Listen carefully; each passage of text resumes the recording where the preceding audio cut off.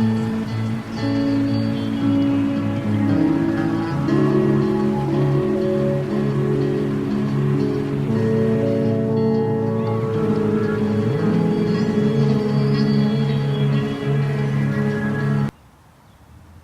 believe our lives are not predetermined.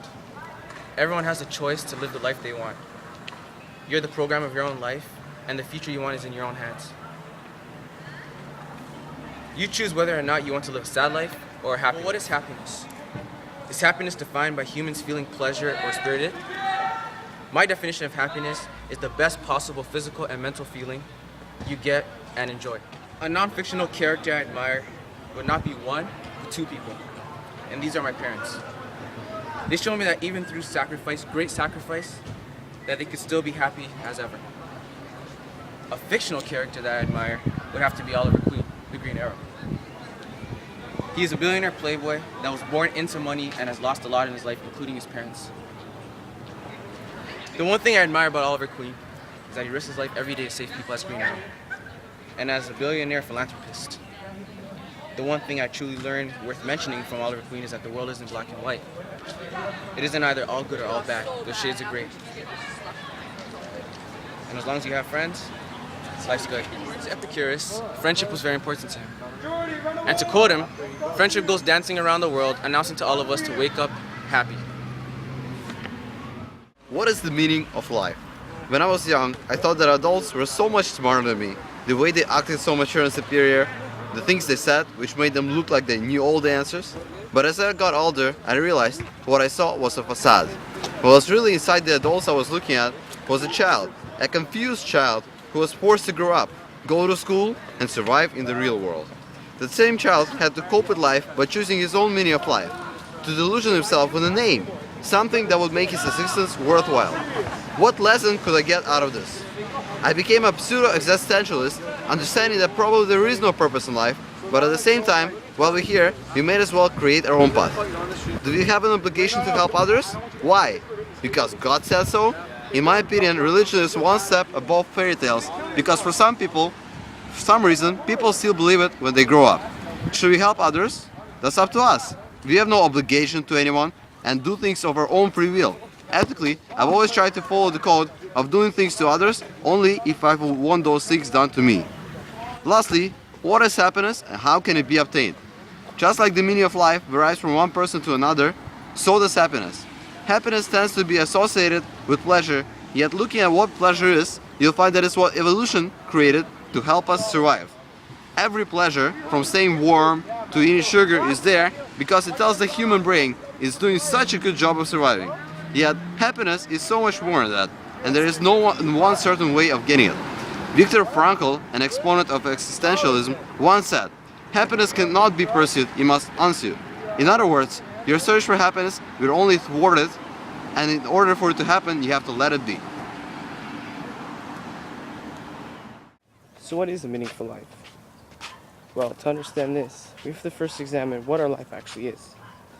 First off, you have to understand that from childhood throughout our adolescence, blinds have been pulled to cover our eyes. These blinds are race, religion, culture, family, personal desires, and sociality.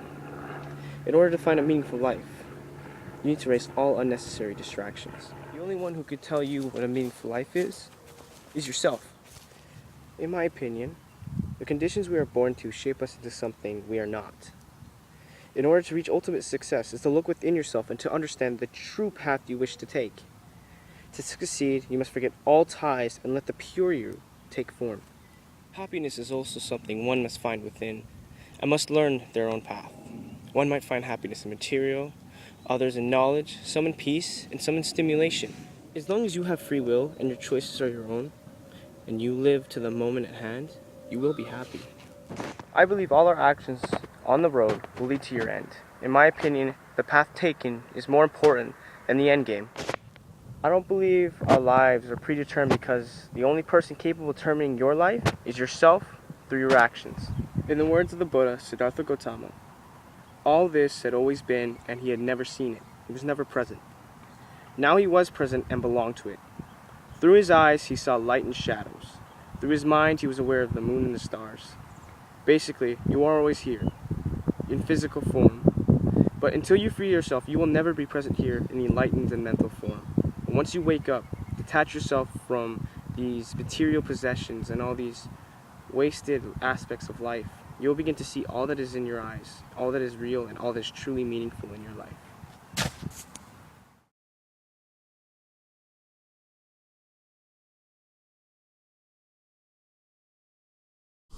Nihilists believe that there is never any purpose or value in life to begin with.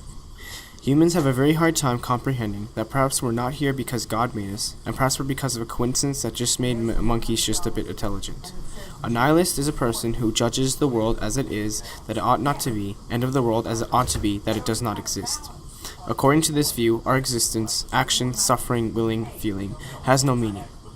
The path of in vain is the nihilist path.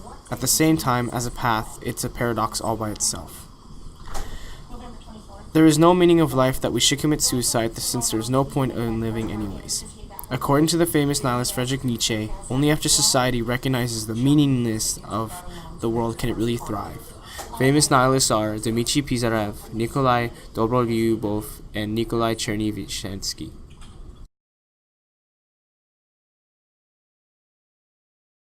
Existentialists believe there is no such thing as fate. Existentialism uses this point to show that if there is no fate and there is no meaning of life, then probably life is meaningless, likewise to nihilism. But while you're here on this earth, you might as well make up your own purpose in life.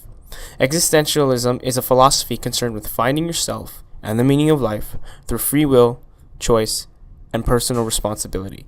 The belief is that people are searching to find out who and what they are throughout life as they make choices based on their experiences, beliefs, and outlook.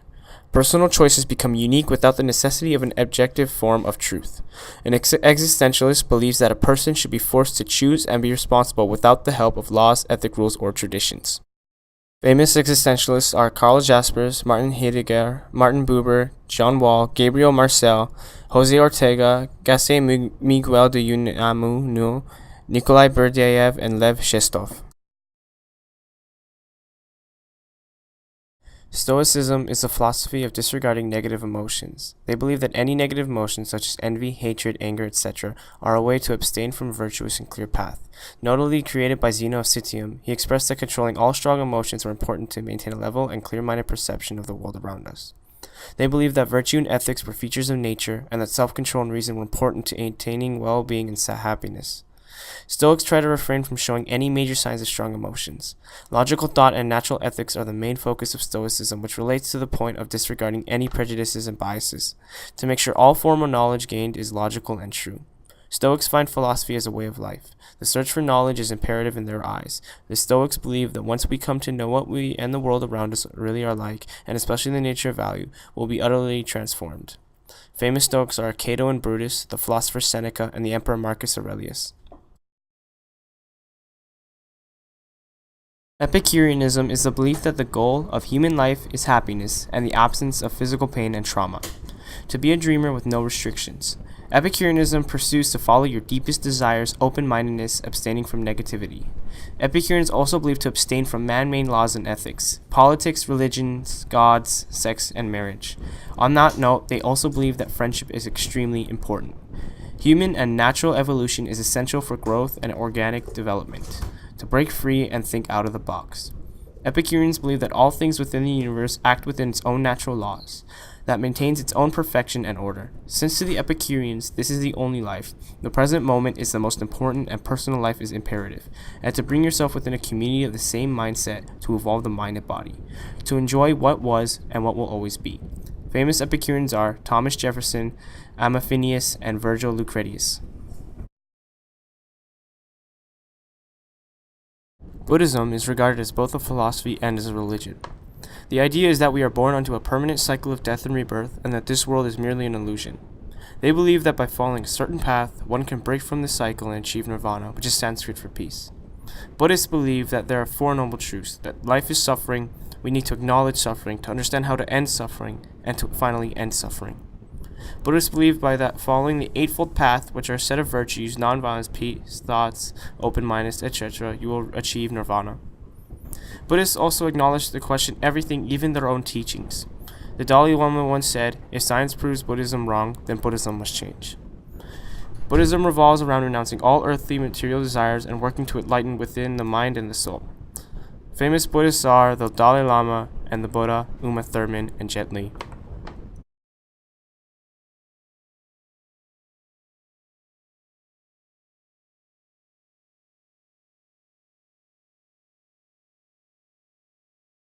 Do you believe life is predetermined? No, Why not? because God's not real. Okay, so is life predetermined?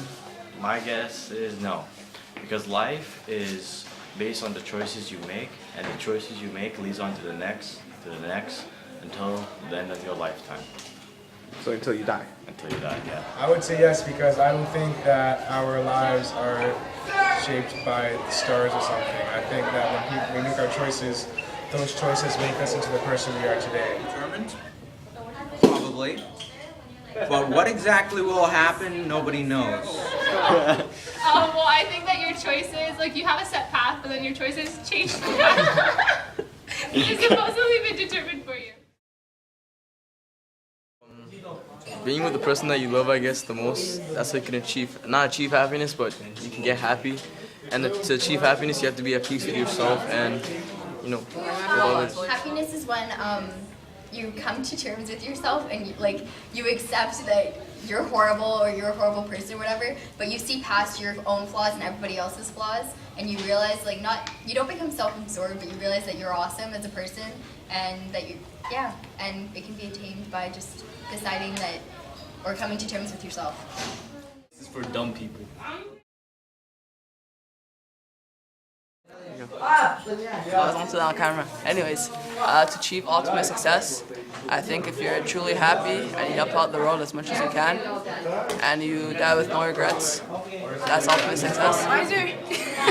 So to reach ultimate success, I think that the main thing you have to do is to write down your goals and plan out what you want to do. If you plan out what you want to do, you'll, regardless of if you try to do it or not, you will reach your goals. You will reach your goals. As long as you have that plan and you're determined, you'll be successful. Your success in life is in direct proportion to what you do after you do what you're supposed to do. So you can create your own meaning in life by basically just gaining more experience in life and seeing other things and other viewpoints of people. So, with all the different countries, cultures, religions, races, all these people in the world, and every individual has a different meaning for a meaningful life. But it's up to you and you alone to find yours.